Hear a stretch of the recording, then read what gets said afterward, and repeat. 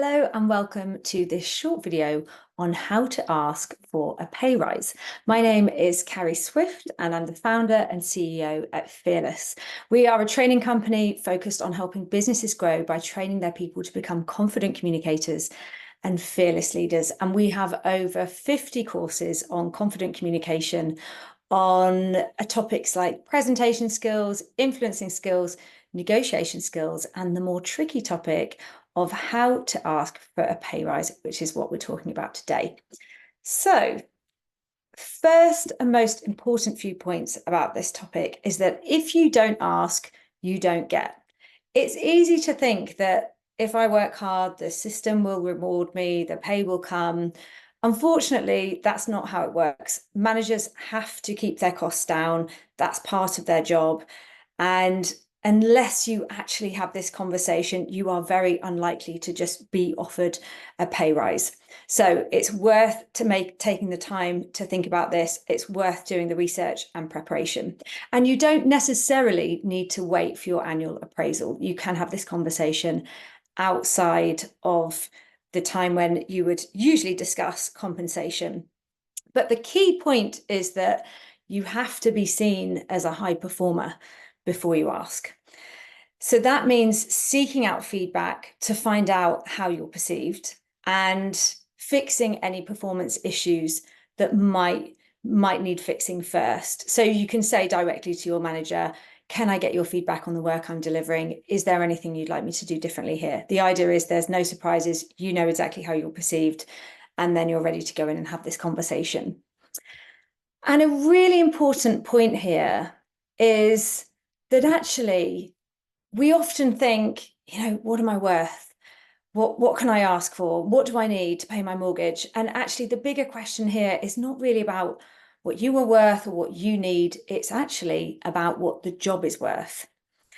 I made this mistake a few years ago where I was in a role where I had high performance and beating all my targets.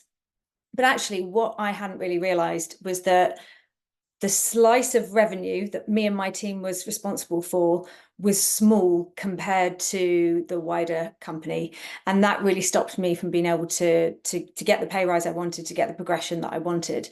So if you're in that situation, you can find ways to either make the job bigger or maneuver into a role that is worth more. And then the conversation after that is, if I deliver that new value, if I'm in this bigger role, then I expect to be paid what that job is worth. So if you have now got yourself into a position where you are in a role that is perceived to be high value, and you know that you're a high performer, you can now begin to build your case for a pay rise. And this is going to start by you building a record of what you've accomplished so far, and make sure you get the numbers and the data to back it up. So get your story straight and demonstrate how you've met your targets, and in particular, how you are performing at the level above your job description. So it's not that you get a pay rise and then you start acting as if you're doing that high level job. It's that you prove yourself by acting at that high level, by performing at that level, and then you receive the pay rise. There's always a lag there, because that removes the risk for the company. If you are in a company that's disorganized and you don't have a job description, then I suggest that you write your own and you share it with your boss and you make sure that you're both agreed on it, because it's impossible to be a high performer in a role where you don't have any targets that you're working to. You can't beat targets that don't exist. So you can absolutely go ahead, write your own description, write your own job targets, and that will save your boss some time and give you a shared document to be able to talk about when it comes to measuring performance. And then in building your proposal for what you're asking for, be very specific about what you're aiming for.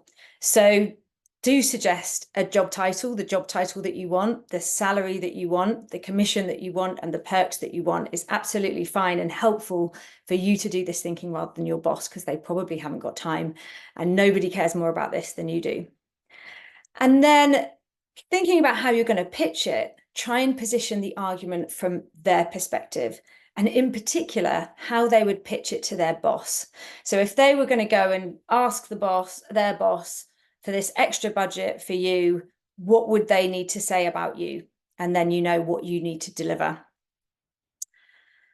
And some other factors that you might want to consider here are things like the standard market pay rates for your job. So go around, do some research, find out what other people in your role are receiving, have a look on job sites, and your employer's current pay practices. So take a look at your contract and the terms in there, look at the employee handbook, think about your current reputation. Who do you know that knows you so that you're able to get that advocacy from perhaps other senior people within the company? And how replaceable are you? And also, who else is due or has earned or perhaps might ask for a promotion, because this will all be factored into your boss's decision. So really make sure you do your research and you've got your pitch absolutely ready.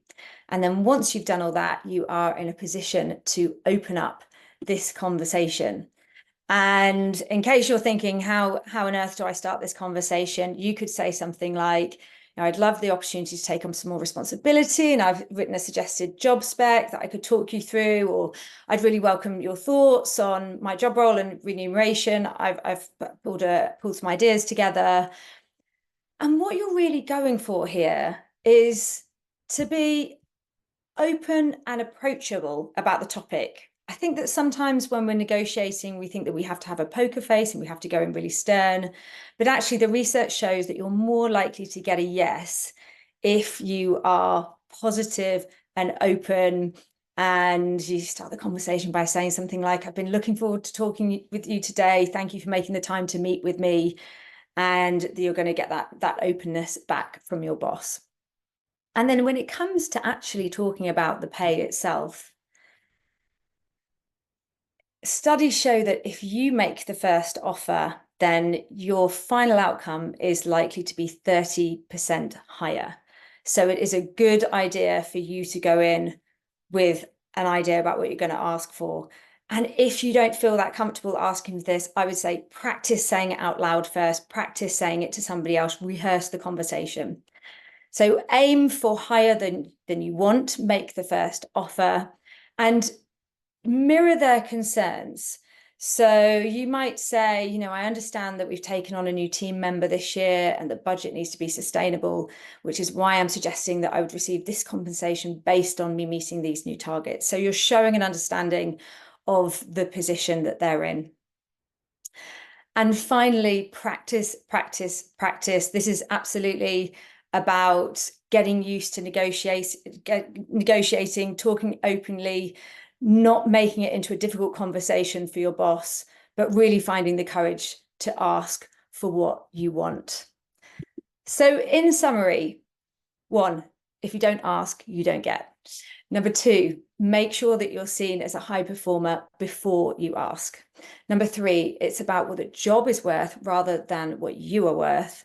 Number 4, do your research and make sure that you present a strong case and you've built your proposal. And number 5, when it comes to having the conversation, don't be scary. Always make the first offer and aim for higher than you want. Good luck to you in asking for your pay rise. For more tips like this, you can visit www.fearless.online/blog. Thank you.